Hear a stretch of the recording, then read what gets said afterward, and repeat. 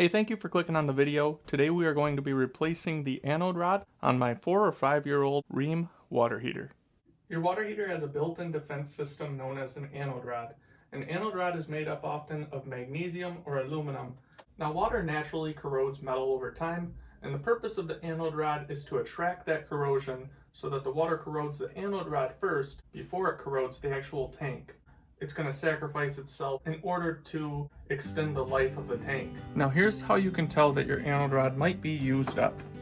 You may be getting a rotten egg smell in the water. That's often the sulfur bacteria in the water reacting with the spent anode. You may be getting rusty or orange water coming out of the tap, kind of indicating that there is some corrosion going on. You may hear a popping or a rumbling when the water heater is heating. That's the sediment on the bottom of a spent anode rod.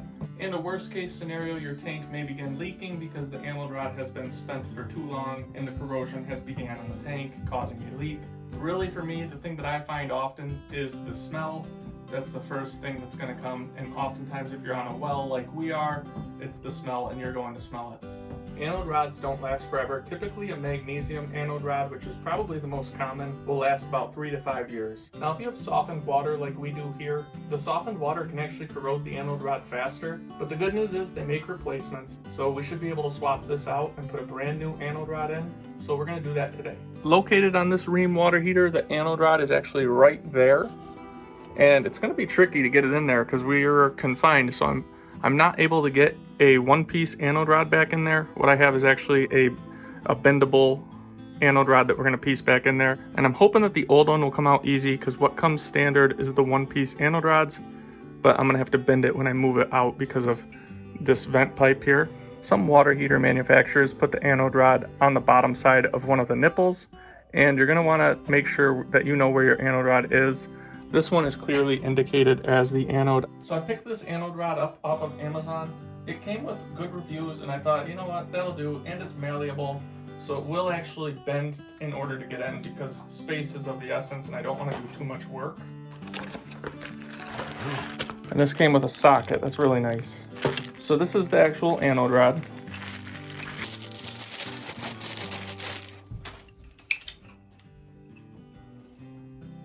There it is. And it came in pieces now so that I can easily get it in because of the space configuring. First, we're going to shut off water to the hot water tank. We're also going to turn off the gas. We're going to have to relight it when we're done. Located down here is my drain port on this Rheem water heater. I'm not a fan of these plastic ones. If you have a brass one, that's awesome. I plan on doing a video soon on replacing this. I'm going to upgrade it. But for today, we're going to drain down the water. Turn your water heater to the off position. Here we go.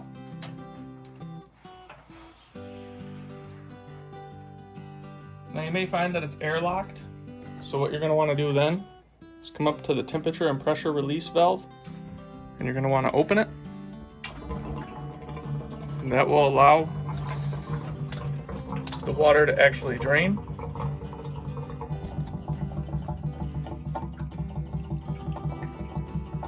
Now because my anode rod is up top on the water heater, you don't need to entirely drain the water heater down to do this replacement. I think I've taken off enough water where I can close my drain valve. And we should be able to work on it. Now I'm sorry about the crummy angle here, but this is the anode rod nipple right here. So I'm going to try to put that new socket on it and get in there. It's a very tight working space, but we're going to give it a shot.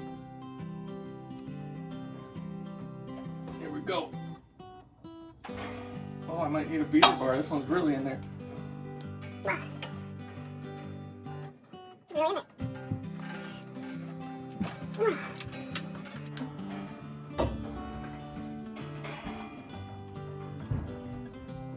Oh, yeah, baby. We got her. That was really tight. Probably best to leave quite a bit of water in there. You don't want to drain it down too much because that water weight is going to help stabilize the tank.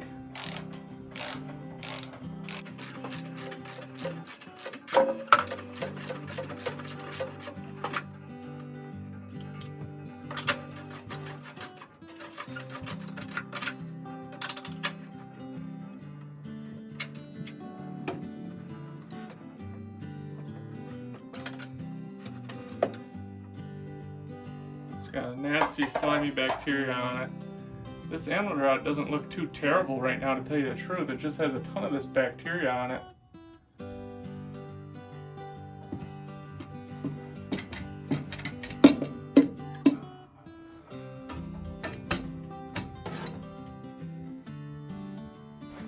So,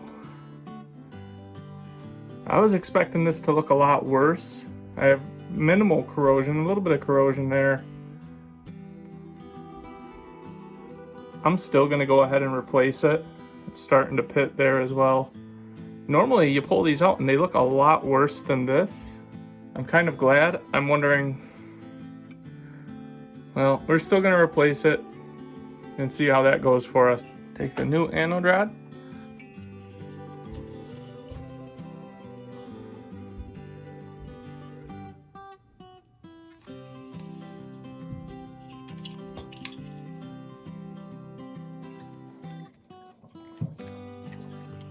I like this blue monster Teflon tape better than the white stuff.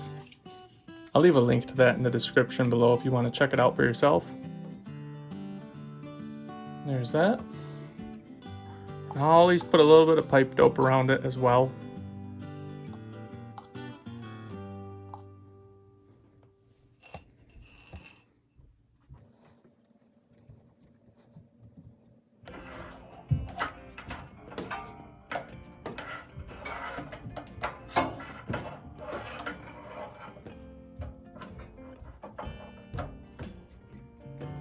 Take the socket here.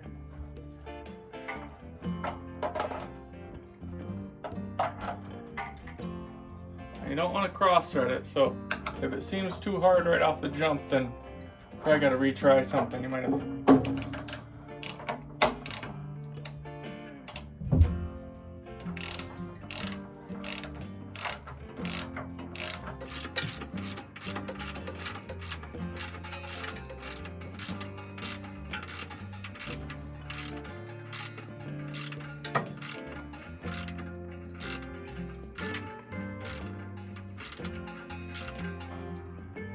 That ought to do it.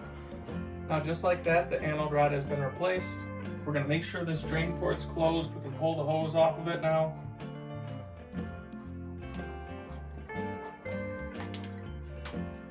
And then the temperature and pressure relief valves, if they're old, oftentimes the minute you use them, they begin to drip. So if you are dealing with an older one, maybe don't operate this to help drain the water heater. Maybe actually go and open a hot side faucet somewhere else, because the older ones, they do definitely like to do that. But for now, we're ready. We can actually put the water back onto the unit.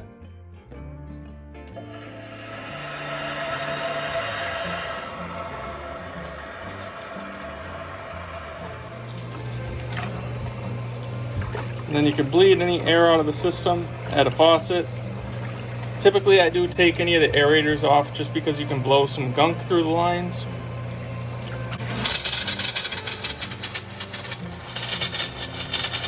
That's good.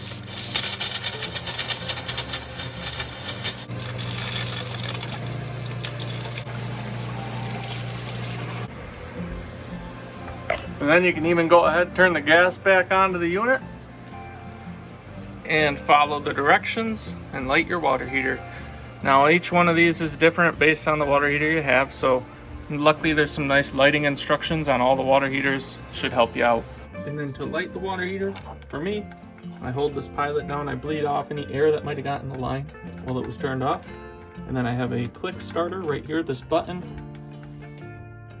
Well, looking through the sight hole.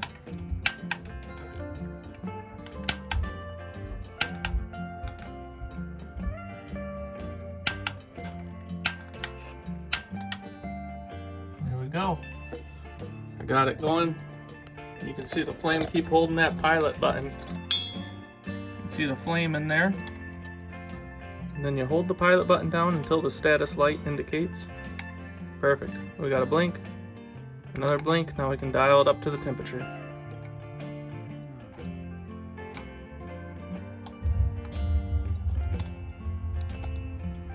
There you have it. The water heater is heating.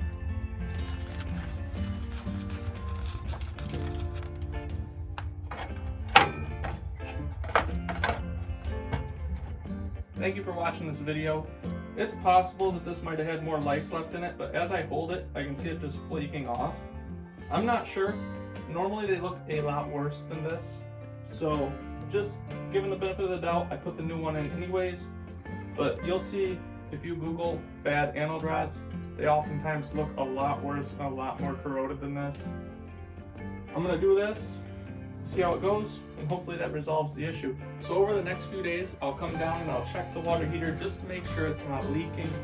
I'll double check that anode and look in there with a flashlight, and I'll also check the water heater pan to see if there's any signs of moisture down there. It's possible sometimes you don't use enough Teflon tape or you don't use enough dope. You could have cross-threaded it, so there's a number of issues. You're just going to want to check on it the next couple days. If you have any questions or comments, please do leave them below. I'd love to hear it. If you have anything that I could have done differently or any recommendations, please do comment below so we all can learn a little bit more about our home's water heating systems. I am not a licensed plumber or mechanical technician, so this is just me kind of giving it my best shot and doing it for what I know. I'll leave a link in the description to the anode rod that I replaced, and I will also leave a link in the description to the Teflon tape that I like and good pipe dope. Thank you, and have a nice day.